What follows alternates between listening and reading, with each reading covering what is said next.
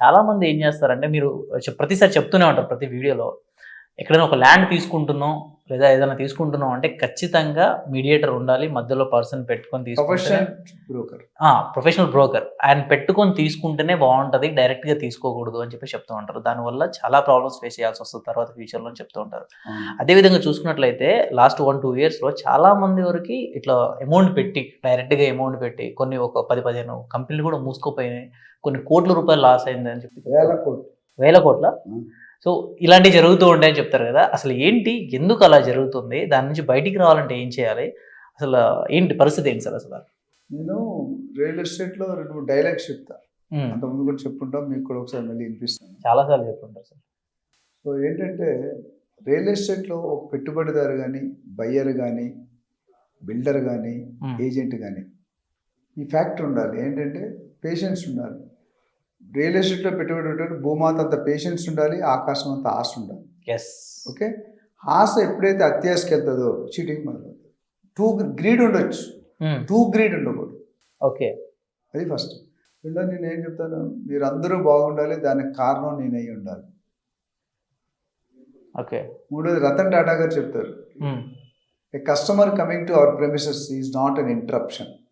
He is doing a favour by coming to us. You are not doing any favour by serving to him. అంటే customer అనేవాడు దేవుళ్ళు అంటాడు. Customer ఇప్పుడు guest speaker లేదు మీ channel ఏం చేస్తారు? అంతే కదా. ప్రోడక్ట్ లేదు మీరు ఏమనుకుంటారు? ఏముండదు. సో అందుకని మనకి కస్టమర్ గెస్ట్ స్పీకర్ని మీరు దేవుళ్ళలాగా చూసుకోవాలి. ఒక కస్టమర్ రియల్ ఎస్టేట్ కొనేవాడు వస్తే మనం దేవుళ్ళలాగా చూసుకోవాలి. ఎందుకంటే వాళ్ళు లేకపోతే మనం లేవు. మీరు ఎంత ప్రొడ్యూస్ చేసి ఎంత తోపైన మంచి క్వాలిటీ కొనేవాడు ఉంటే కదా మీకు వాల్యూ. కొనేవాడు లేకపోతే ఎట్లా? సో ఈ 3 పాయింట్ ప్రీ లాంచ్ అంటే పెట్టింది పేరు మోసం. మోసాలకే పెట్టింది పేరు ప్రీ లాంచ్. ఓకే. ఒక మదర్ని ప్రీ మెచ్యూర్డ్ బేబీని డెలివరీ చేశాను. 9 నెలలు డెలివరీ, కానీ 8 నెలలు కొందరు డెలివరీ అయిపోతుంటారు. Whatever reason. ఆ తల్లిని అడిగితే ఆ 1 మంత్ ముందు డెలివరీ చేసింది ఎంత ఇబ్బంది పడుతుందో తల్లి చెప్తుంది. పీటీ ఉషా గారిని ఫ్రాక్షన్ ఆఫ్ సెకండ్ వాల్యూ అడిగితే ఆవిడ చెప్తుంది. ఒక ఇంజనీరింగ్ స్టూడెంట్ సెమిస్టర్ ఫెయిల్ అయితే సెమిస్టర్ 6 నెలలు వాల్యూ చెప్తాడు. అక్కడ అట్లా మన కస్టమర్ వాల్యూ కూడా తెలుసుకోవాలని చెప్తున్నాను. ప్రీ లాంచ్ ఏం చేస్తాం, జనరల్గా బిల్డర్స్ దగ్గర డబ్బులు ఉండవు. 5-10% ఇన్వెస్ట్మెంట్. 100 కోట్ల ప్రాజెక్టు ఓనర్కి 10% ఇచ్చేస్తారు. 10 కోట్లు జీపీఏ రాయించుకుంటారు. జీపీఏ అంటే జనరల్ పవర్ ఆఫ్ అటార్నీ. రాయించుకొని లేఅవుట్ వేసి అమ్మేస్తారు. గవర్నమెంట్ రూల్ ప్రకారం, రేరా ప్రకారం కానీ గవర్నమెంట్ రూల్ ప్రకారం కానీ జిహెచ్ఎంసీ, డిటీసీ, హెచ్ఎండి ఏదో మూడిట్లో ఒకటి ఉండాలి, ప్లస్ రేరా ఉండాలి. ఇవి లేకుండా అమ్మడం క్రైమ్. ఓకే. అలా అమ్మకూడదు. అమ్మితే వాళ్ళు జైల్లో పెడతారు, పెనాల్టీ వేస్తారు. అయితే ప్రజలు ఏం చేస్తారంటే తక్కువ ఈ డిస్కౌంట్ అనేది చాలా డేంజరస్. జనరల్గా ఏం చేస్తారంటే ఒక 5 సంవత్సరాల ప్రాజెక్ట్ అనుకోండి, ఫర్ ఎగ్జాంపుల్ 10,000 రూపాయలకి అమ్మాలనుకుంటున్నాడు. ఎప్పుడు 5 years project stage floor by floor పెరుగుతుంటే ఆ రేట్లు కడుతూ పోతాం ఈఎంఐలు. కానీ ఇప్పుడు ఏం చేస్తారంటే 10,000 నీకు 6,000కి ఇచ్చేస్తాను అన్నాను. ఇప్పుడు కట్టేయండి డబ్బులు. ప్రాజెక్ట్ ఏముండవు, పర్మిషన్ ఉండదు, రేరా ఉండదు, డీటెయిల్ ఏముండదు, డబ్బులు కట్టేయండి అంటున్నారు. 4,000 డిస్కౌంట్. కస్టమర్ ఏం చూస్తుంటే నాకు 4,000 బెనిఫిట్ వస్తుంది అనుకుంటాడు. బిల్డర్ గారు ఏం చూస్తుంటే నాకు 6,000 ఇంపార్టెంట్. ఎందుకంటే అది ఎట్లా కట్టడం తెలుసు క్లారిటీగా. ఈ 6,000 పోతుంది నాకు అట్లా. సో ఆ ప్రైస్ డిస్కౌంట్ అనేది చాలా డేంజర్. ఇప్పుడు మీరు బట్టల షాప్ ఉన్నాయి కదా, చాలా ఫేమస్ బట్టల షాపులు, 50% డిస్కౌంట్ అని పెద్ద బోర్డు పెడతారు. చూసావు రోడ్డు మీద? అక్కడికి వెళ్ళాక ఏమవుతుంది, ఇప్పుడు మీ వైఫ్తో నువ్వు తీసుకెళ్ళావు అనుకో, for example Babu 50% discount, ₹1,00,000 చేరేస్తాడు. ₹1,00,000 50,000 discount. అసలు 50,000 పెట్టి నువ్వు నేను చీర కొంటామంటే కొనం. ఇది ఫ్యాక్ట్. ఎంతమంది కొంటాం మనం సౌత్ ఇండియాలో? ఏ ఇండియాలో 50,000 ₹1,00,000 పెట్టి చీర కొంటే చాలా తక్కువ. అంబానీ ఆదాయాన్ని వదిలేస్తాం. మీలాంటి నాలంటే మిడిల్ క్లాస్ పర్సన్ వాళ్ళు చాలా తక్కువ. మీలాంటి నాలంటే అలాంటి ఏం వద్దు. మిడిల్ క్లాస్ వరకు చూసుకుంటే చాలా తక్కువ మంది చేయలేరు. సో అప్పుడు కానీ అక్కడ వెళ్ళాక పరుగు పోతుంది కదా, మనమే తీసుకుంటాం. నీ చేరుకుంటాం, తీసుకుని అక్కడ వెళ్ళి పనులు. అదే ప్రీ లాంచ్లో ఏమవుతుందంటే ఆ క్యారెట్ చూపిస్తారు, తక్కువకి ఇస్తున్నాను. అయితే ఇక్కడ ఉన్న అడ్వాంటేజ్ ఏంటి, డిసడ్వాంటేజ్ ఏంటి బయర్కి అడ్వాంటేజ్ అంటే నువ్వే ఫస్ట్ టైం కదా ప్రాజెక్ట్లో నువ్వే ఉంటావు కాబట్టి ఫస్ట్ నీకు ఇష్టమైన ప్లేస్ దొరుకుతుంది. ఫ్లాట్ కానీ ప్లాట్ కానీ, నార్త్ ఈస్ట్ ఫేసింగ్, క్లబ్ పక్కన, పార్కింగ్ పక్కన, ఇవన్నీ ఉంటాయి. ప్రీమియర్ చార్జెస్ అవన్నీ మీకు ఇష్టమైన జాగాలో దొరుకుతుంది. ఏ ఫ్లోర్లో కావాలన్నా, ఏ మూలలో కావాలన్నా దొరుకుతుంది. అడ్వాంటేజ్. నెంబర్ 2, తక్కువ ప్రైస్ దొరుకుతుంది. తక్కువ ప్రైస్ ఎప్పుడు వ్యాలిడ్, అది ప్రాజెక్ట్ ఎగ్జిక్యూట్ అయితే.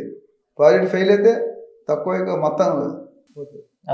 డిసడ్వాంటేజ్ ఏంటి, ఇప్పుడు బిల్డర్ అందరి ఇంటెన్షన్స్ చీట్ చేయాలని ఉండదు. ఉమ్, కొంతమంది ఒకటి అలా ఉన్నా అందరూ మంచోలే. కాకపోతే తొందరలో ఆ ప్లాట్ మళ్ళీ వేరే వాడు కొనేస్తాడని ఈయన అడ్వాన్స్ ఇచ్చేస్తాడు ఫస్ట్. ఉమ్, తర్వాత చెకింగ్ మొదలు పెడతారు లీగల్గా. ఇప్పుడు తగ్గింది, బట్ ముందు చాలా ఉండదు.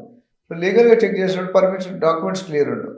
ఉమ్, డాక్యుమెంట్ క్లియర్ అయితే జిహెచ్ఎంసీ రాదు, హెచ్ఎండి రాదు. హెచ్ఎండి రాకపోతే రేరా రాకపోతే ఇటు అమ్మకూడదు. సో ఈ 5 సంవత్సరాల్లో ఏదైనా జరగచ్చు. ఫస్ట్ 1 yearలో రాలేదంటే ఇంకా రావు పర్మిషన్స్. ఉమ్, అక్కడ ఏమవుతుంది, బిల్డర్ మంచోడైనా పర్మిషన్ చేయలేడు, దొరికిపోతాడు. అవును. ఇప్పుడు మనకు ఇవ్వాల్సిన 90% డబ్బులు ఇవ్వాలంటే ఇవ్వడు. ఉమ్, ఎందుకంటే ఆడ ఎక్కడో డైవర్స్ చేసి ఉంటాడు, ఎక్కడో ఖర్చు పెట్టి ఉంటాడు. సో అది ప్రాబ్లం. అందుకనే మనం ఏం చెప్తామంటే రేరా పర్మిషన్ లేకుండా జిహెచ్ఎంసీ హెచ్ఎండి లేకుండా కొనవద్దు అని చెప్తాం. ఓకే.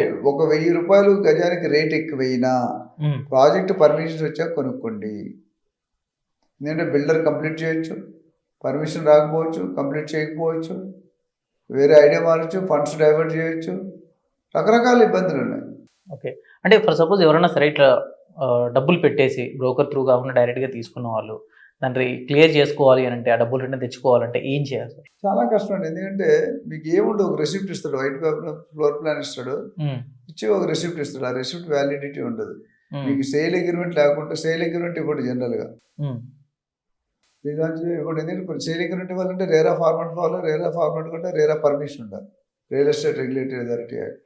ఓకే. అది లేకుండా చేయరు. సో డెఫినెట్గా ఇట్స్ కోర్టు ఇల్లి వ్యాలిడిటీ ఉంటుంది. సో ఇంకా ఆ డబ్బులు పోయినట్టే ఇంకా. పోయినట్టు బతిమాలు ఇంకా అవుట్ అవుతుంది. కోర్టులు వేస్తే లక్షల కేసులు పెండింగ్ ఉన్నాయి. అది ఎప్పుడు అవుతుందో తెలియదు, అప్పుడు నువ్వు ఉంటావో లేదో తెలియదు, కస్టమర్ మనకు తెలియదు. ఆ వయసు మనం రిటైర్ అయినప్పుడు ఎక్కువ కొనుక్కుంటాడు.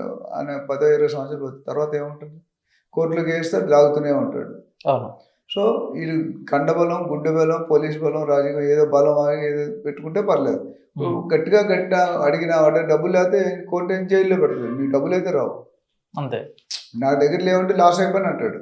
ఉమ్, లాస్ అయ్యడా లేదా డిఫరెంట్ మ్యాటర్, ఉమ్, బట్ అంటాడు. కోర్టు కూడా ఏముంటుంది, సర్లే బాబు నువ్వు 6 నెలలు జైల్లో ఉండు అంటాడు. ఆయన జైల్లో ఉంటాడు, మన డబ్బులు ఎవరు ఇస్తాడు, కోర్టు కూడా ఇంకా పోయినట్టే కదా. అది. అందుకనే ఇవన్నీ తీసుకొని ఒక మంచి ఏజెంట్, మంచి లాయర్ ద్వారా వెళ్తే మీకు ఈ ప్రాబ్లమ్స్ ఉండవు. You can be safe. Thank you sir, thank you so much.